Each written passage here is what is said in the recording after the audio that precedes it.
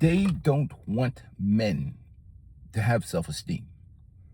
They want you to be an obedient droid at acting in the best interests only of society, with you, with your needs, your wants, your wishes, and the things that matter to you don't matter nothing to them. Basically, the way these people talk about men, the Scott Galloways of this world, and those who are attacking manosphere, like manosphere is really the problem, as opposed to a society itself that is just a complete gynocracy. Gynocentrism is what we see out here today.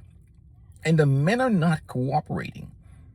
They're not cooperating. The young men have watched their fathers, uncles, dads get decimated in marriage, in court, alimony, child support. They become like alcoholics or just walking around zombies. And this is why I talk about this channel, about men putting their mental health, their physical health, and their own personal achievement first, and letting everything trickle down from you. Because when men are healthy, happy, and productive, they improve the lives of everybody around them. When the focus is on women, they just do more selfish things, like focus on their own lives. But the conversation about men is that you are not being a good servant boy for the gynocracy. That's really what it comes down to. It's like they treat you like a disposable, like you're livestock. You know, the sheep are not producing enough wool. That's why they talk about the young men and just men in general. You guys are not producing enough. You know, the cattle are not producing enough. How do we get the cattle to do what we want them to do? That's why they're after the manosphere. Well, if you really want to get rid of the manosphere, how about you treat men with kindness, decency, and respect? Instead of looking at men as born villains of society. Men get absolutely no grace in this society, no matter what. I mean, anything, divorce, relationships, even the men themselves roll under virtue signaling for the society will roll your ass underneath the bus. Worse is the cucks. The cucks are the worst. The married cucks are the worst. Performing for women, and any of these simps or these guys out here, they will go at you a certain way because they're trying to virtue signal and score points with the lady. See, look at me. Look, I ain't like that dude. I'm better. Can I please have some pre-owned? They're performing for women.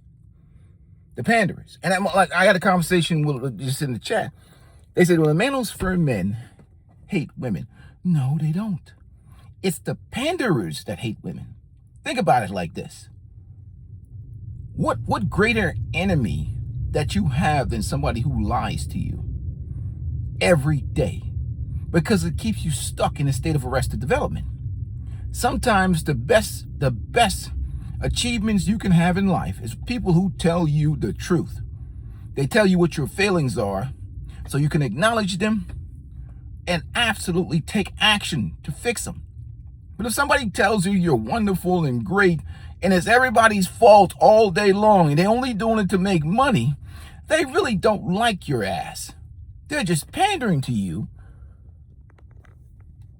and that you feel good because they don't care if you crash out and fail, because you can always blame men when you fail. And that's what panda bears do to women all day long. That's what Scott Galloway is just a plant trying to get men on this plantation.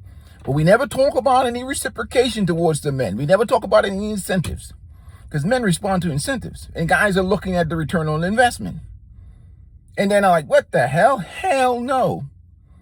You know, you get to get with a woman that's your guy number 45. And you get all that trauma and baggage and responsibility, and you got a system in a state system, in the government, in the child support system, in the legal system that is particularly anti-men, and the social climate that's going to crucify your ass, including an army of cucked jellyback simps that are going to roast you when things go bad. No grace, no sympathy, no understanding. Anything that fails is your fault. No matter how good a guy you are, no matter how responsible you are, no matter what you do, when that shit goes bad, it is your fault in this gynocracy. That's why I operate the way that I operate. Period. I know it's coming. So I talk about unapologetic masculinity on this channel a lot, and I talk about men's mental health and men's self-esteem. Because inevitably, if you're looking to the outside for any understanding, and you're a man, you might get it from the brothers, you might get it from your mom, you might get it from even your mom. You got to watch him, your own sisters. I was talking to a guy the other day, and he was telling me he's dating a certain woman, and he had a bad situation with a divorce. He got screwed over by his wife. But even in that instant, his own daughter is talking to him about what he needs to be doing for a woman, as opposed to how that woman is supposed to be treating him. And looking at, so she puts women, feminism first, her dad last, her own father. I asked him, well, who's advocating for you, my brother? Because your own daughter looks women first and your ass last. And I understand, and he understand, like, you got to be your own self-advocate in this world that we live in now. You can't expect, I don't walk around expecting the society or anybody else in terms of, to give me grace as a man. And again, that's what people are seeing, a lot of the pushback from men, and men are protecting their peace and men are living life on their own terms, because we understand. That's why we have so many men that suffer in the dark and that don't really say anything, because anything that they say they feel will be used against them. The simps will use it. Weak men will use it. And women generally are going to use it. But really, nowadays, the biggest problem for men is weak men, simps, religious cucks, compromised men. They're the worst problem for men, because they're always out here virtue signaling, trying to score points, because their whole scheme of life is manipulation. And they want to become winners in life through manipulation, period. They can't do it any other way. So they will, any chance they get, they will go at other men in a certain type of way, because that's what it is. Now, when you see with the manosphere, everybody knows that the manosphere is only a reaction to the problem. It's only a reaction to the virus. It's a symptom of the virus, which is this attempt to feminize men over the past 60, 70 years, beating down on masculinity, making masculinity some type of toxic disease. And this hatred, this dislike or disdain for men. And that's why you come up with these hardcore feminists. So they've created this situation. But instead of fixing the situation, they're going to attack the men and make it men's fault. You see? But the real haters of women are the panderers to women, because they get no outcome. See, the outcome is what matters. But they don't care about outcome. It's just easier to blame men for everything. And it makes the society easier. There's no accountability. You make money. You just keep shaming and blaming men. But the men are not going to participate. You can't get rid of the manosphere or any of these things. Why do you need to get rid of the manosphere? For what? Just treat men better. And the manosphere will naturally go away. Treat the virus, which is the hatred to men. And then the manosphere will just dissolve. Kindness, respect, real reciprocation, giving men reciprocating, taking care of those who take care of you. Period. They're not going to do it. So that's why you have the reaction that you're having. But they're not going to focus on that. And they keep saying, okay, these young men need to be better. I agree. Be better for themselves. But also these young women need to be better. We assume that they're worthy just because they have female organs. But are they wife worthy or the quality women? Or are they any quality of a woman that existed 100 years ago? I'm sure women had problems back then too. But what is the value that they're offering these men, these young men? What? He's guy number 45 because they've been sexually liberated, highly feminist indoctrinated, don't listen. Adversarial to men, raised to distrust and dislike men. That's what the young men are getting, and the young men are like, kick rocks.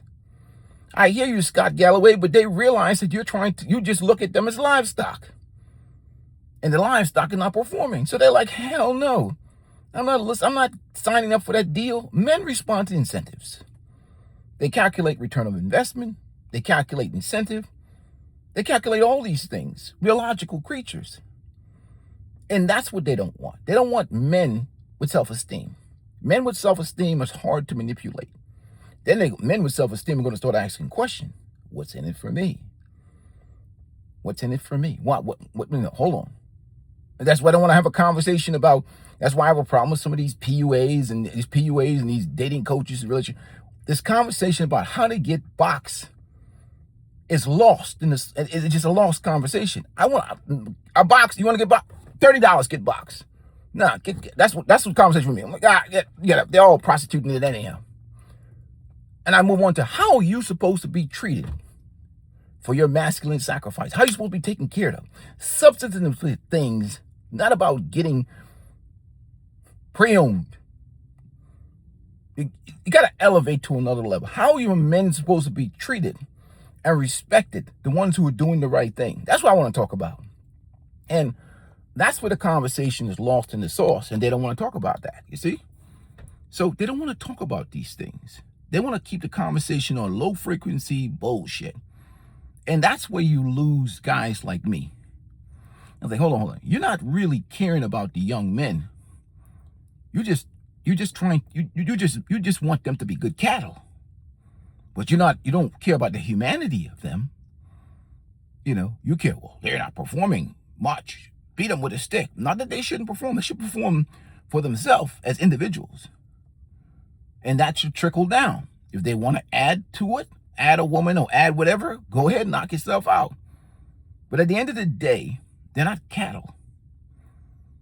But getting back to what I'm saying is that they have this idea and this mindset that you're not supposed to expect to be treated a certain way based on you're just one-sided, where you're just a droid walking around sacrificing and serving everybody else, and you're not supposed to be treated well and receive reciprocation as a man.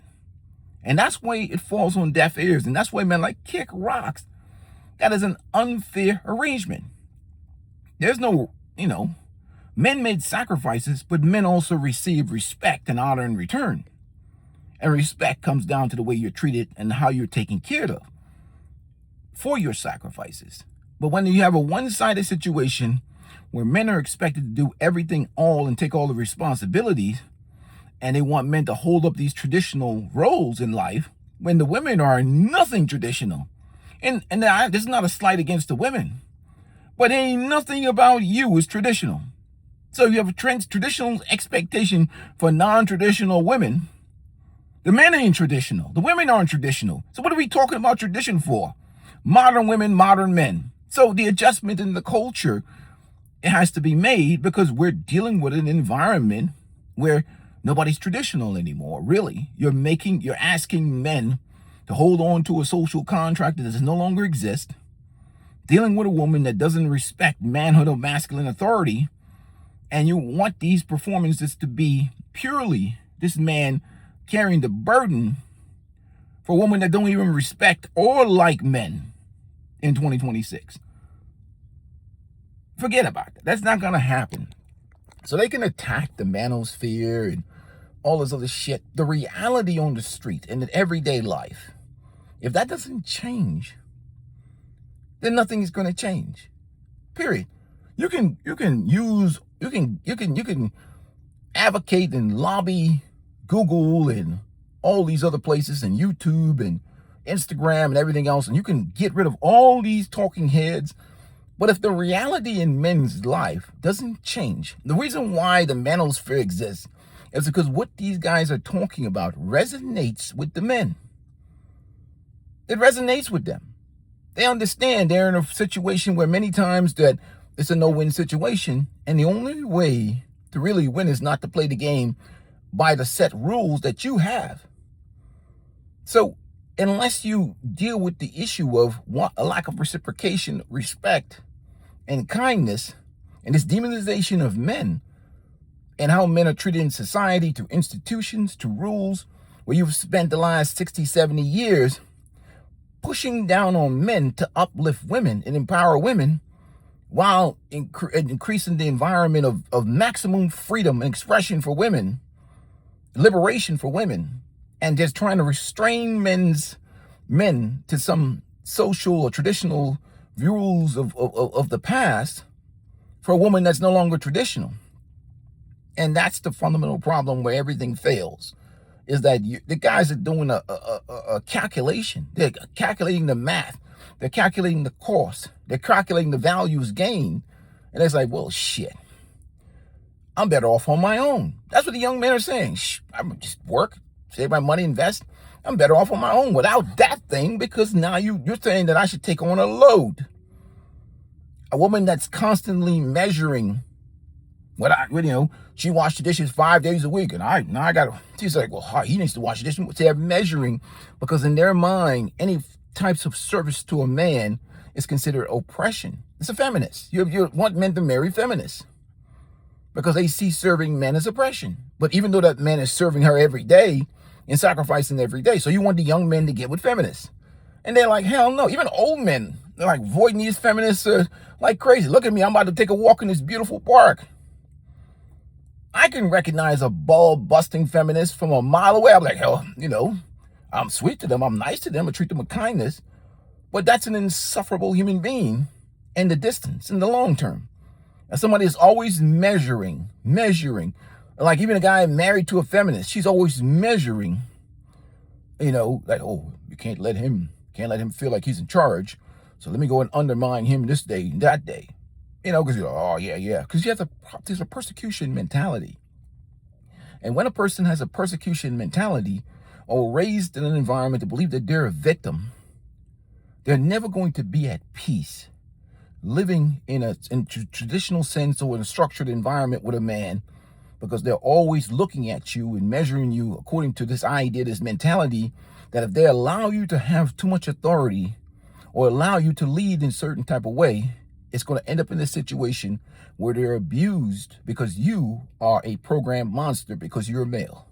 Not that you're a protector, not that you're a person that, that's looking out for her best interest. And many men put themselves last. In many instances, they still see you as somebody that's an oppressor. So we got to change the mindset and the mentality, which is not going to happen anywhere. And most guys are like, hell no, you know what? It's not going to happen in anybody's lifetime, because the programming is there. But they want men to be these obedient droids, drones, and they talk about men in a way that just completely erases their humanity. Be a good boy, be a good slave, and do what the gynocracy needs you to do, and don't complain, and shut up, and go get yourself one of these retired 304s and become guy number 45 and shut your mouth and deal with the bullshit. But not gonna happen. Dudes just like kick rocks. And that's really what the fundamental problem is. It's not the manosphere. It's just this upside down, warped world where they refuse to offer men fair exchange and equal value for their sacrifices. Till that changes, ain't shit gonna change. And dudes gonna be out here enjoying, look at this beauty out here that I'm about to enjoy. Living life on their own terms. Man, peace is beautiful. I love this peaceful sexual lifestyle. Let me tell you something. It's hard to give this shit up. I'm about to do my walk today. Gentlemen, make sure you hit the like button. And remember, nobody takes care of you like you. In fair exchange, there is no robbery, really. But salute to you, gentlemen. I'm out. 3.5 miles.